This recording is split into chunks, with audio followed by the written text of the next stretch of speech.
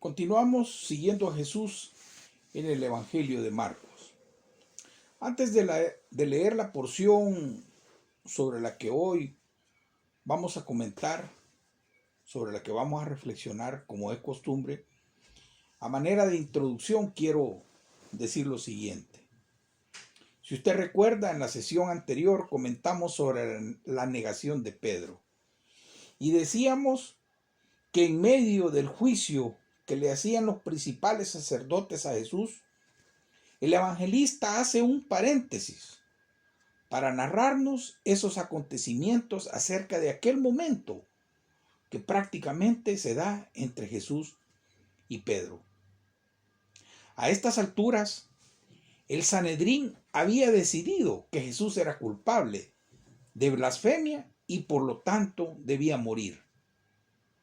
Y con mucho gusto ellos mismos habrían ejecutado la sentencia. Pero al estar bajo la ocupación romana, no tenían la facultad para ejecutar la pena capital.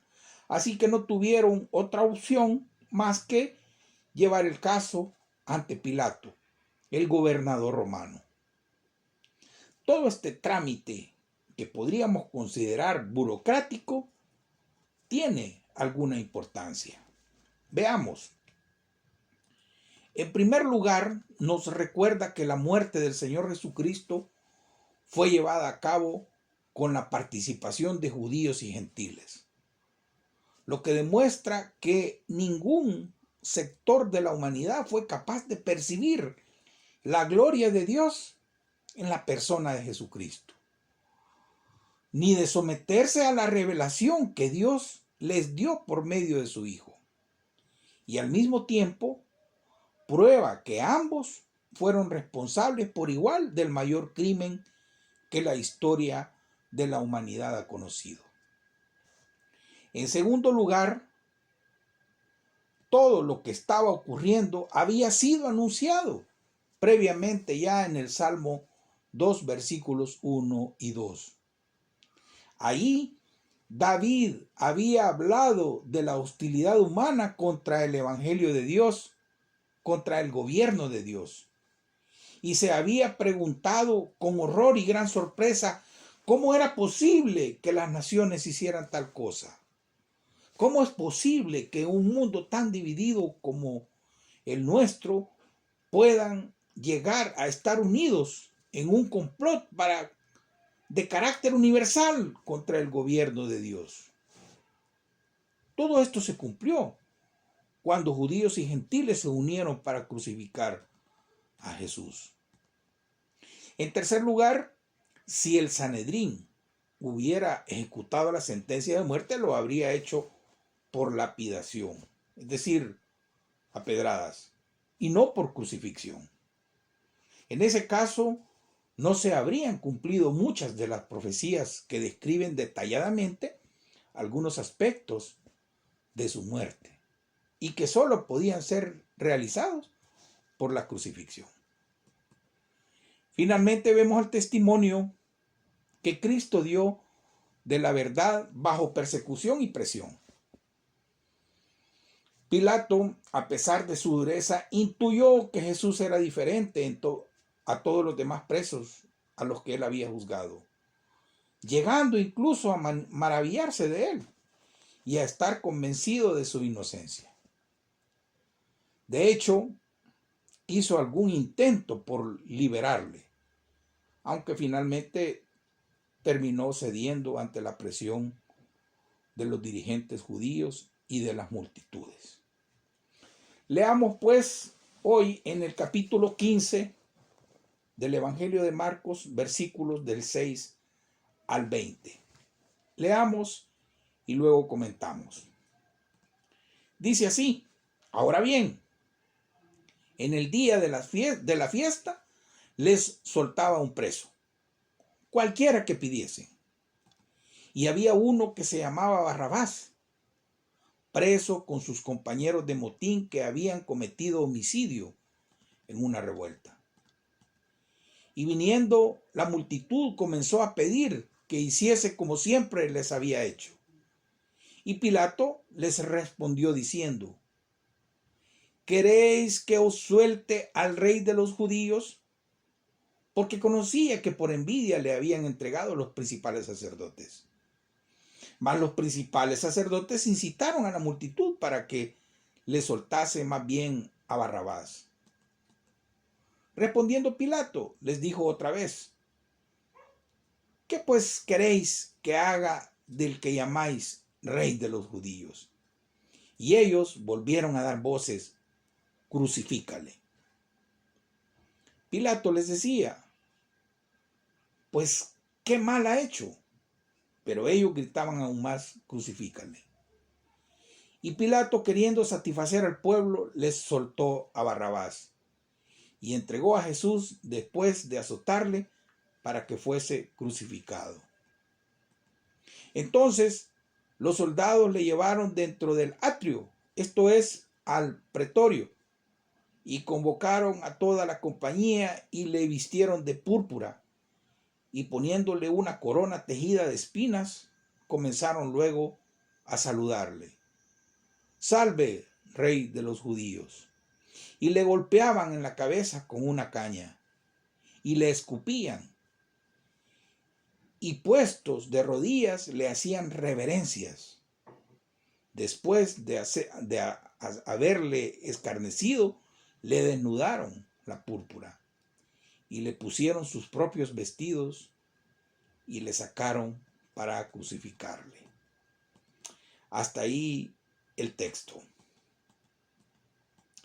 Marcos comienza explicando la costumbre que tenía el gobernador de conceder la amnistía a un preso elegido por el pueblo durante la fiesta de la Pascua. Pilato pensó en aprovechar esta coyuntura para conseguir el indulto de Jesús, al que él mismo propuso como candidato. Una propuesta muy arriesgada, diríamos. El asunto se tendría que decidir entre Jesús y un tal Barrabás. Según las referencias de los evangelistas, Barrabás era un preso conocido por el pueblo que junto con otros había participado en una revuelta en la que habían cometido homicidio. Detenido bajo los cargos de terrorismo, insurrección y asesinato. Cualquiera diría un combatiente sanguinario de la resistencia judía contra las autoridades romanas de aquel tiempo. Jesús también había sido acusado por los judíos como el rey de los judíos, con el fin de hacerle creer a Pilato que era un revolucionario del mismo tipo de Barrabás. Seguramente por el hecho de que ambos presos se enfrentaban a acusaciones similares, fueron propuestas como dos alternativas equivalentes.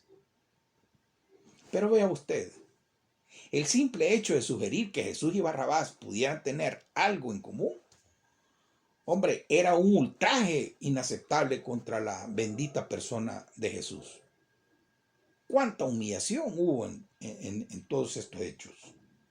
¿Cuánto soportó para poder llegar a ser nuestro Salvador?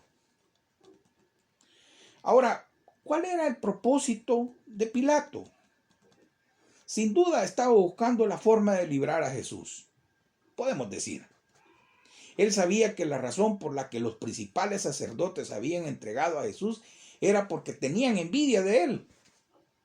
Por eso, cuando les presentó la posibilidad de liberar a Jesús, tenía la esperanza de que el pueblo se distanciara de la opinión de sus líderes, puesto que el gobernador sabía que gozaba de mucha aceptación entre la gente, tal como lo había demostrado el día en que entró en Jerusalén y le habían aclamado como Mesías, como su Mesías.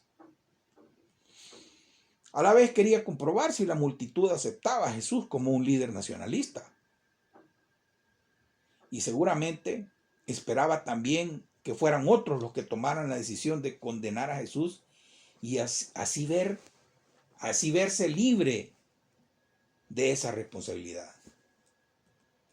Pilato había colocado delante del pueblo judío dos interpretaciones opuestas de la esperanza mesiánica y les estaba obligando a decidirse por una de ellas. Por un lado estaba Jesús, que actuaba solo con el poder de la verdad y el amor.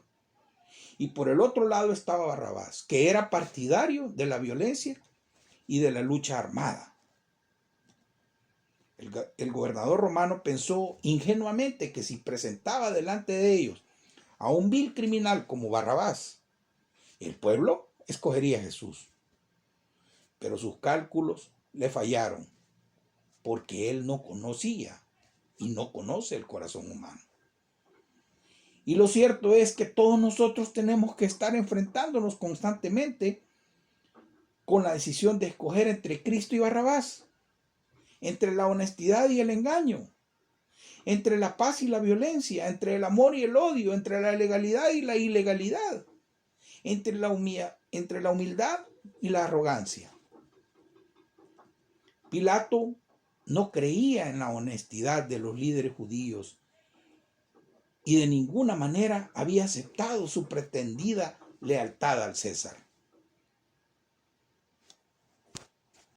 Y aunque quizá no podía entender exactamente cuáles eran las razones concretas por las que sentían tal hostilidad hacia Jesús, aún así, el gobernador había quedado tan impresionado con Jesús que tenía la certeza de que no había ninguna base objetiva ni causa válida que justificase la conspiración de los líderes judíos para condenarle a muerte. Por el contrario, conocía bien a los principales sacerdotes y sabía que les devoraba la envidia.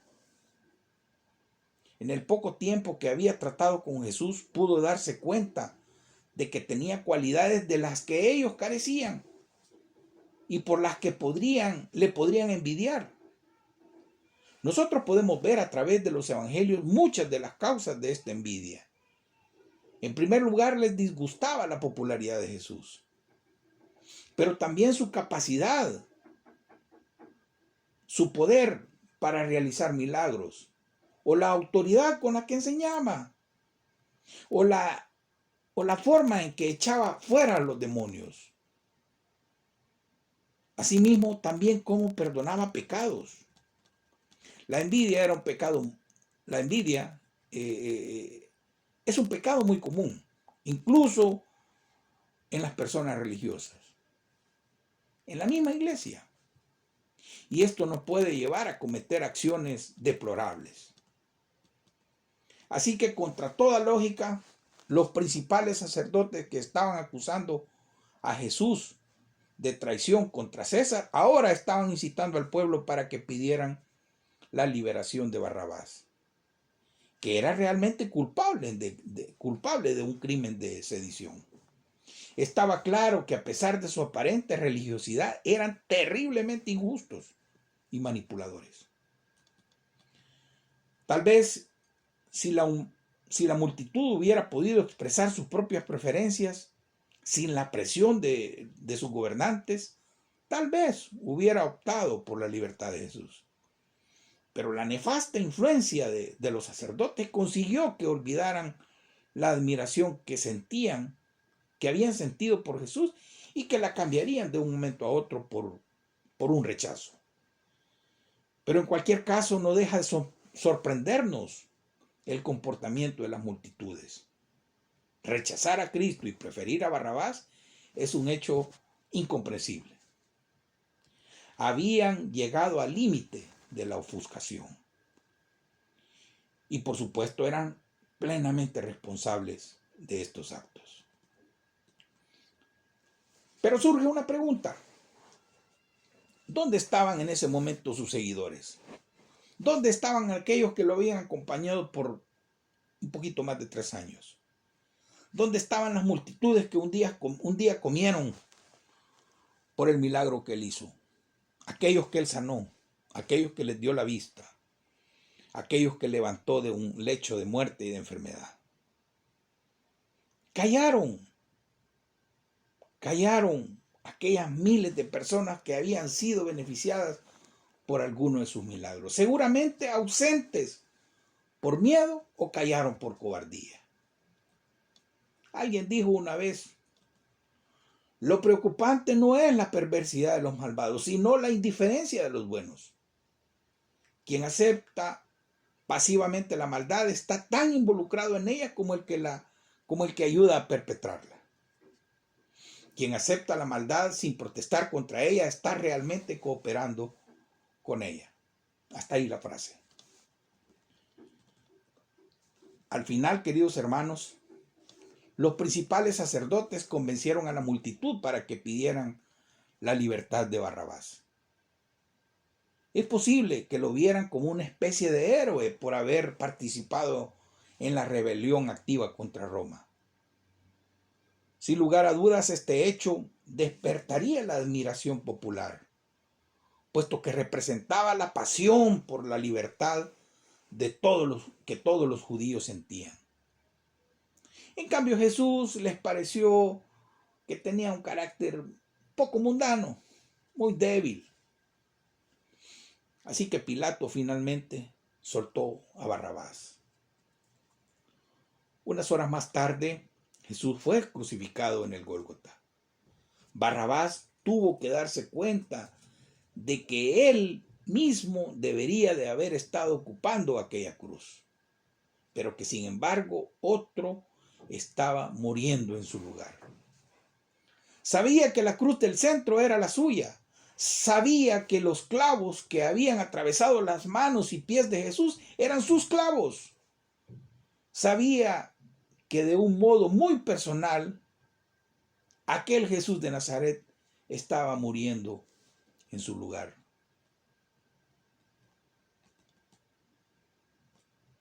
De alguna manera, Barrabás representa a cada creyente en Cristo que es liberado, porque Jesús tomó su lugar. Al pararnos al pie de la cruz, sabemos perfectamente que ese era el lugar que nos correspondía a usted y a mí por causa de nuestros pecados. Y la única esperanza segura que podemos tener en cuanto a la vida eterna reside en ese hecho, que Jesús murió ocupando nuestro lugar.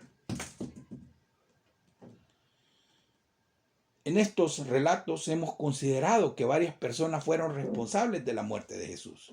Por ejemplo, leímos que Judas le entregó por dinero a los principales sacerdotes, que lo buscaban para matarlo. Luego, los principales sacerdotes entregaron a Jesús por envidia a Pilato, con la petición de que lo crucificara. Y ahora en este pasaje que hemos visto, Pilato entrega a Jesús a los soldados para que fuese crucificado porque quería agradar a los judíos. Y aunque nos gustaría poder excusarnos, la realidad es que usted y yo nos hemos reflejado en ellos. Sus pasiones son las nuestras. ¿Quién de nosotros no ha tenido nunca envidia? ¿O ha codiciado en algún momento el dinero? ¿O ha preferido agradar a otros antes que a Dios? Nosotros mismos también somos culpables. Y si hubiéramos estado en el lugar de ellos, hubiéramos hecho lo que ellos hicieron. La codicia, la envidia y el temor que promovieron sus comportamientos también promueve el nuestro. Todos los ámbitos de la humanidad, tanto judíos como gentiles, estuvieron involucrados por igual en la muerte de Jesús. El Evangelio de Marcos nos ha llevado a considerar un paralelo entre el juicio y las burlas de los dos juicios, con los judíos primero y con los gentiles después. Ambos por igual fueron responsables. Todo esto es cierto, pero aún no hemos llegado al fondo de la cuestión, porque no debemos olvidar que la verdadera causa de su muerte fueron nuestros pecados. Podemos ver una ilustración de este concepto de la sustitución en la persona de Barrabás, el inocente entregado a la muerte a fin de que el culpable pudiese salir libre. Por lo tanto, Fueron nuestros pecados los que le llevaron a morir en la cruz. Nuestra salvación depende totalmente de eso. Así que cuando miramos a esa cruz, solo lo podemos hacer con la cabeza inclinada, en reverencia, en humildad, con un espíritu contrito. La cruz manifiesta con toda claridad la gravedad de nuestros pecados y nos quita toda posibilidad de orgullo.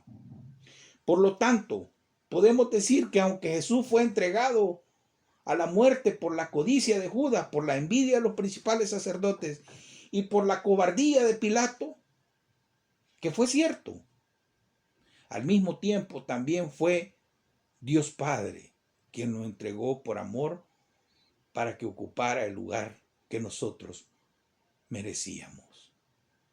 Romanos 8:32. La gran pregunta que Dios sigue haciendo a todos los hombres: ¿qué vas a hacer con Jesús llamado el Cristo? De esa respuesta dependerá dónde pasaremos la eternidad. Que Dios le bendiga. Nos encontramos la próxima semana.